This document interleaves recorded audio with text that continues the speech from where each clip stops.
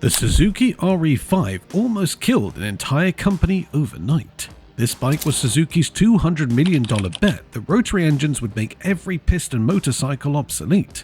Instead, it became the most expensive funeral in motorcycling history. Once you understand what really happened, you'll realize why no manufacturer has dared touch rotary technology since. In 1957, when Felix Wankel's first functionary rotary engine fired to life in a German laboratory, it didn't just run.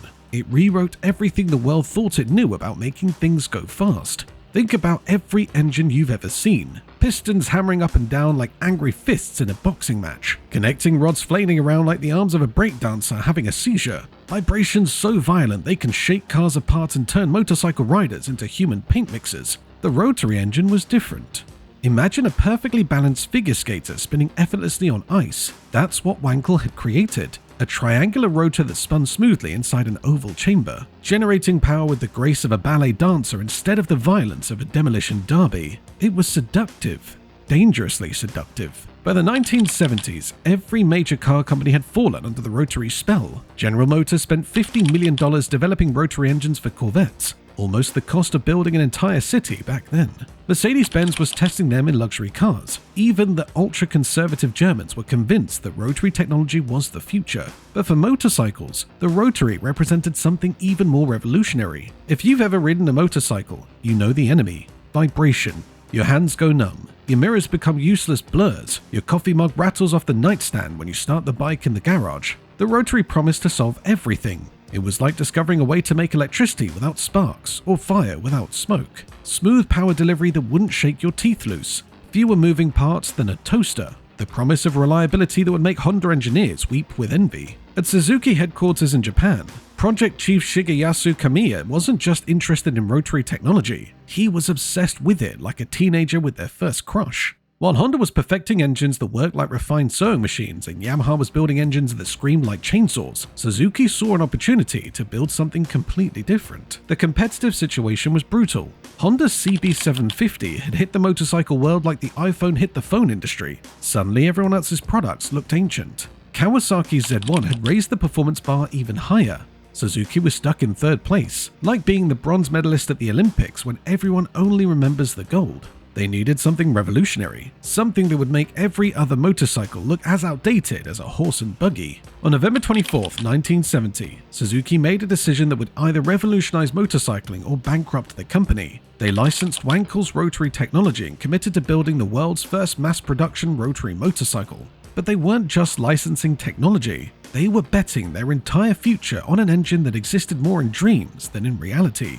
What happened next in Suzuki's engineering departments wasn't just product development. It was a corporate obsession that consumed money like a casino and burned through resources like a house fire. Suzuki didn't just license rotary technology. They built an entire factory dedicated to making rotary engines. They hired specialists from Europe. They bought machines that cost more than most people's houses. They invested in equipment that belonged in NASA, not a motorcycle factory. It was like deciding you wanted to bake a cake and ended up building an entire industrial bakery from scratch, complete with custom ovens designed by Swiss watchmakers. They even hired Giorgetto Giugiaro, the Italian designer who styled Lamborghinis and Maseratis, to make their motorcycle look futuristic. This was like hiring Mozart to write your doorbell chime. They then enlisted Apollo 14 astronaut Edgar Mitchell as their spokesman, because apparently nothing says trust this motorcycle like having someone who walked on the moon tell you it's safe. The development consumed over 4 years, longer than it takes to get a college degree.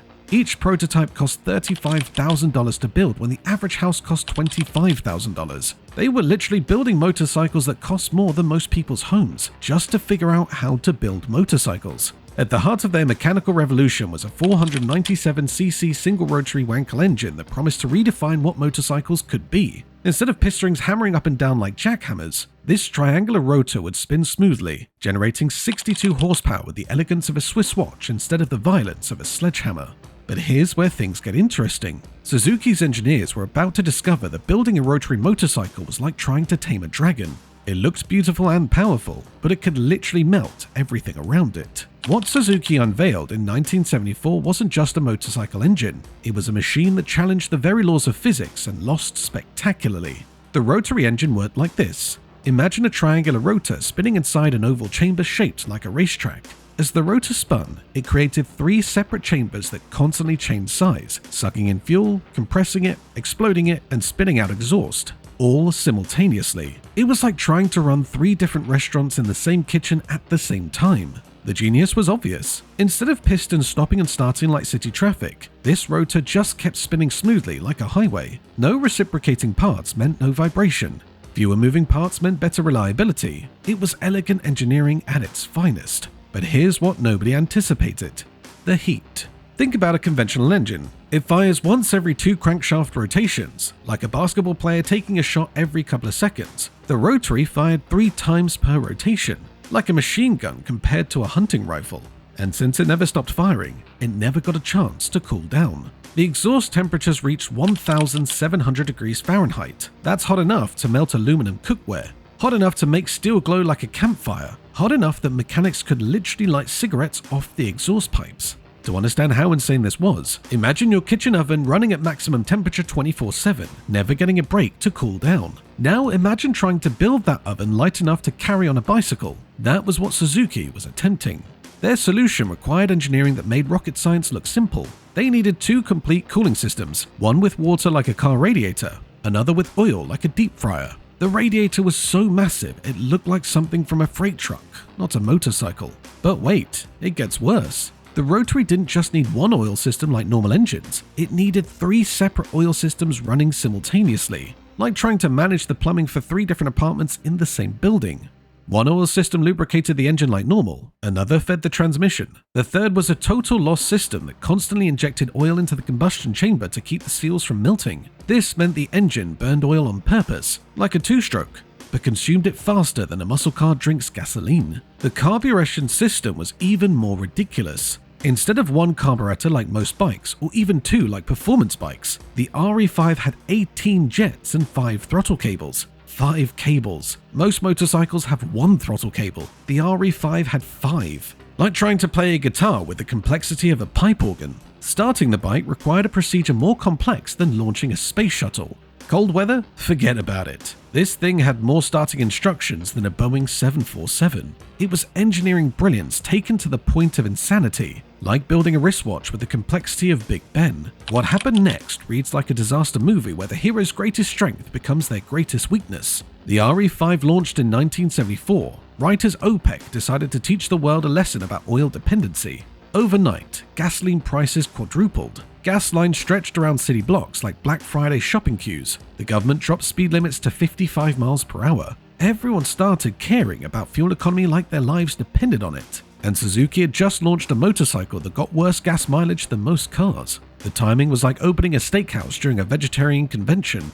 The RE5 delivered 25 to 30 miles per gallon when people were suddenly obsessed with every drop of fuel. Meanwhile, Honda's CB750 got 45 miles per gallon and cost $1,000 less. Think about that pricing for a moment. At $2,475, the RE5 cost more than many cars. You could buy a Honda CB750 and a Honda CB350 and still have money left over for gear, insurance, and a vacation. It was like trying to sell a Rolex to someone shopping for a Timex during a recession. The early road tests were brutal. Cycle World compared the RE5 to other bikes and it came in dead last. The magazine's verdict was like a coroner's report. Revolutionary design doesn't always produce the best product. The problems were immediate and obvious. Like defects you could spot from across a parking lot. Oil leaks everywhere. The bike marked its territory like a sick dog. The complex cooling system failed regularly. The 5 throttle cables meant 5 times the chance something would break. And despite rotary engines supposedly being lighter, the RE5 weighed more than a Honda CB750 because of all the cooling equipment and extra oil systems. But the most devastating problem was philosophical. Suzuki had built a motorcycle that delivered smooth, linear power when customers wanted brutal, exciting acceleration.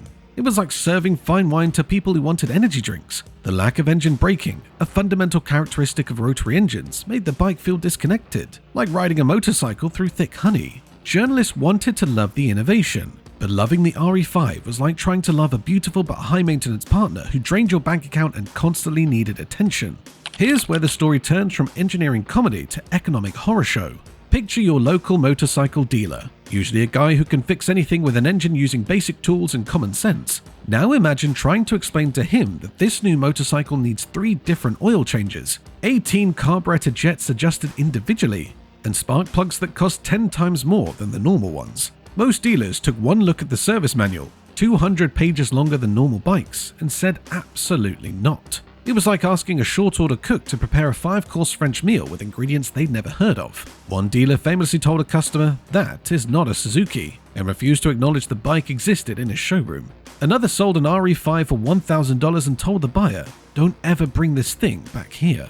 The service requirements were intimidating even to experienced mechanics. Simple maintenance became complex engineering projects. An oil change required understanding 3 different lubrication systems, like trying to service a helicopter when you're used to working on lawnmowers. The warranty implications terrified dealers. When the apex seals failed, the Rotary's Achilles heel, the entire engine needed rebuilding. It was like selling someone a car knowing that when the transmission failed, you'd have to replace the entire vehicle. But the real betrayal was what happened to customers. People bought the RE5 expecting Honda-level reliability with cutting-edge technology. Instead, they got a motorcycle that required the maintenance schedule of a race car and the mechanical sympathy of a vintage aircraft. The heat management alone was dangerous. The exhaust pipes got so hot they could cause severe burns through leather clothing. Parents couldn't let their kids near the bike. Passenger foot pegs needed heat shields because the exhaust could literally set clothing on fire. Cold starts required a procedure so complex that most owners never mastered it. The bike would sit in garages for months because owners were afraid to ride something they couldn't reliably restart. It was like owning a sports car that only worked if you knew the secret handshake. The philosophical betrayal was complete. Suzuki had promised the future of motorcycling and delivered a mechanical nightmare that turned the simple joy of riding into a constant anxiety about whether the bike would work, how much it would cost to fix, and whether you'd make it back home safely.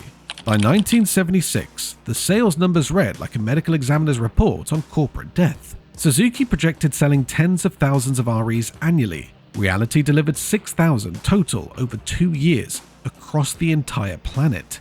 To put that into perspective, Honda sold more CB750s in a single month than Suzuki sold RE5s in its entire production run. In Germany, a country that loves over-engineered motorcycles, exactly 1 RE sold during the entire 1976 model year. 1. In America, dealers were desperate to move inventory at any price, like trying to sell ice cream in a blizzard. The secondary market collapsed immediately. Used RE5 sat in classified ads for months. Motorcycle dealers wouldn't accept them in trade. It was like trying to sell a timeshare in a haunted house. Even when the price dropped to ridiculous levels, nobody wanted the ongoing responsibility. By 1980, dealers were selling 3 brand new RE5s for $2,700 total, less than the original price of 1 motorcycle. It was like buying 3 Rolex watches for the price of a Timex, except nobody wanted them even at that price. The financial damage nearly killed Suzuki's motorcycle division. The company was saved only by quickly developing conventional 4-stroke engines that customers actually wanted. The entire development budget for these life-saving normal engines was less than Suzuki had spent just on the specialized tooling for the Rotary. Within Suzuki, the RE5 became known as the project we don't want to talk about. Engineers who worked on it found their careers stalled. Executives quietly disappeared from company literature. It was corporate shame so profound it affected hiring decisions decades later. And then there's the legend that perfectly captures the disaster, the ocean dumping story. Persistent rumors claim that Suzuki, unable to sell remaining inventory and ashamed of commercial failure, loaded all unsold RE5s onto ships and dumped them in the ocean off Japan's coast. The company has never confirmed nor denied this story, but it persists because it perfectly symbolizes the corporate embarrassment. Whether true or not, the ocean dumping legend represents something profound, a failure so complete that it literally had to be erased from existence. The technology that was supposed to change everything had instead become something that couldn't be acknowledged without corporate humiliation. The RE5's failure revealed fundamental incompatibilities between rotary technology and real-world motorcycle use that went beyond engineering. They were almost philosophical. Rotary engines were like beautiful sports cars designed by people who had never driven in traffic. Theoretically perfect, practically impossible. The heat management was like trying to keep an ice cream cone from melting in a blast furnace. The complex cooling systems negated any weight advantage. The maintenance requirements were like owning a racehorse when you needed a reliable commuter bike. But the problems went deeper than engineering. The 1970s environmental regulations created impossible standards for rotary engines. They consumed oil by design. like a two-stroke, but produced emissions like a diesel generator. Meeting pollution standards would have required after-treatment systems more complex than the engine itself. Even Mazda, the company that spent 40 years and billions of dollars perfecting rotary technology, finally gave up in 2012. If Mazda, with unlimited resources and complete corporate commitment, couldn't make rotary engines work for modern requirements, what chance did Suzuki have with a motorcycle project developed during an economic crisis? The fundamental physics were unforgiving. The same characteristics that made rotary engines smooth and compact also made them fuel-hungry, oil-consuming, and emissions-heavy. No amount of engineering brilliance could overcome basic thermodynamic reality. It was like trying to make water flow uphill. You could engineer increasingly complex solutions, but you were fighting the very laws of nature. Today, the motorcycles that nearly bankrupted Suzuki sell for more money than most people spend on cars. Current market prices range from $15,000 to $25,000 for restored examples, 25 times what dealers were asking in 1980. Never-ridden specimens command over $30,000, more than many new motorcycles cost today. The irony is particularly cruel for Suzuki. Motorcycles they literally couldn't give away in 1980 now sell for more than new Hayabusas. The technology that was supposed to make the company rich had indeed made people rich, just not Suzuki. Jay Leno features a 1975 RE5 in his collection, praising its smoothness and unique character on television. Museums display RE5s as examples of engineering ambition and corporate risk-taking.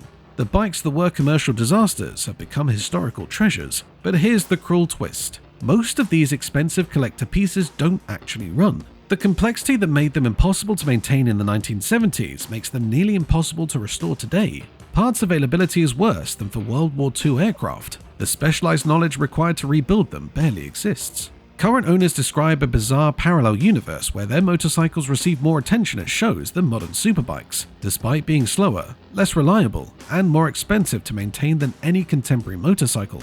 The RE5 had achieved the ultimate redemption, becoming famous for being infamous. Suzuki's corporate museum notably excludes any RE5 display. Nearly 50 years later, the institutional trauma remains so severe that the company still can't acknowledge what was arguably their most innovative engineering achievement. It's like a family that refuses to talk about the relative who went to prison, even decades later. The ultimate irony. The technology that was supposed to make every conventional motorcycle obsolete is now so obsolete that keeping even one running requires expertise that barely exists. They've become automotive archaeology, artifacts of an engineering dead end that fascinates precisely because it failed so spectacularly. Behind the technical specifications and sales figures lies a very human story about what happens when engineering brilliance becomes disconnected from customer needs. The engineers who worked on the RE5 weren't villains. They were passionate professionals who genuinely believed they were creating the future of motorcycling. They solved incredibly complex problems with remarkable innovation. They created a motorcycle that was smooth, refined, and technically sophisticated. But none of these achievements addressed what customers actually wanted: reliability they could count on, fuel efficiency they could afford, reasonable pricing that made sense, and maintenance requirements they could understand. The project's failure taught the entire motorcycle industry a lesson that resonates today. Brilliant engineering means nothing without market fit. Technical superiority doesn't guarantee commercial success. Sometimes the most advanced solution is the wrong solution. For Suzuki, the RE5 became a cautionary tale about the dangers of falling in love with technology instead of customers. The company learned to ask not "can we build this?" but "should we build this? And will people actually want this?" The Rotary motorcycle's legacy isn't just about a failed engine design. It's about the importance of understanding that innovation without purpose is just expensive entertainment. It's about remembering that customers buy solutions to problems, not monuments to engineering cleverness. The Suzuki RE5 wasn't killed by rules or regulations. It was killed by the perfect storm of brilliant engineering solving the wrong problems at the worst possible time. But for engineers and entrepreneurs, the RE5's spectacular failure offers invaluable lessons about the difference between what's technically possible and what's commercially viable. Would you have had the courage to build the RE5, knowing it might destroy your company? More importantly, would you have had the wisdom to recognize when brilliant engineering was leading you over a cliff? Let us know in the comment section. And if you want to see more videos about machines that dared to rewrite the rules and the companies that learned hard lessons about the difference between innovation and customer value, hit that subscribe button and ring the notification bell.